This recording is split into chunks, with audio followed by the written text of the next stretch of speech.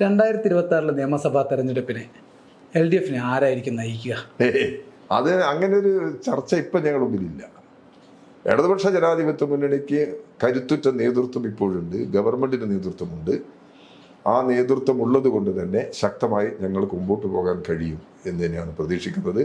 തെരഞ്ഞെടുപ്പിന് മുമ്പ് ആരാണ് ലീഡർ എന്നുള്ളത് തീരുമാനിക്കുന്ന രീതി സാധാരണ നിലയിൽ ഇടതുപക്ഷ ജനാധിപത്യ മുന്നണി സ്വീകരിക്കാറില്ല. അല്ല, പൊതുവെ 2 ടൈം CM ആയി പിണറായി വിജയൻ തന്നെ വന്നു. പിന്നെ എന്തുകൊണ്ട്? അത് ഓരോ ഘട്ടത്തിലല്ലേ തീരുമാനിക്കുന്നത്. 2016 ഭൂരിപക്ഷം കിട്ടിയപ്പം പിണറായി വിജയനെ നേതാവായി തീരുമാനിച്ചു. വീണ്ടും 2021 ഭൂരിപക്ഷം കിട്ടിയപ്പോൾ പിണറായി വിജയനെ ലീഡറാകാൻ തീരുമാനിച്ചു. അത് ഓരോ ഘട്ടത്തിലും എടുക്കുന്ന തീരുമാനം തന്നെയാണ്. അതെല്ലാം കേരള രാഷ്ട്രീയത്തിന് മുമ്പിലുണ്ട്. ആയ അനുഭവത്തിൻ്റെ എല്ലാം അടിസ്ഥാനത്തിൽ നേതൃത്വത്തിൻ്റെ നല്ല കരുത്തുറ്റ നേതൃത്വത്തെ നിശ്ചയിക്കുന്ന കാര്യത്തിൽ ഇടതുപക്ഷ ജനാധിപത്യ മുന്നണിക്ക് ഒരു പ്രയാസവുമില്ല.